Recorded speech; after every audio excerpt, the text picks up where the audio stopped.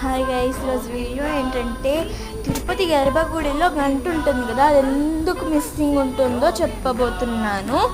ఎందుకంటే చాలా సంవత్సరాల కింద తిరుమల తిరుపతిలో ఒక బ్రాహ్మిన్స్ దంపతులు ఉండేవారు. వాళ్ళకేంటంటే చాలా సంవత్సరాల నుండి వాళ్ళకేమో పిల్లలు పుట్టట్లేదు.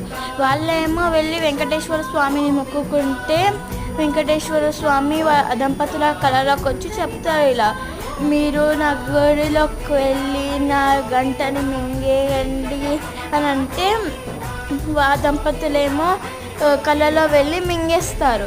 తర్వాత రోజు గర్భగుడిలో గంట మిస్సింగ్. దాని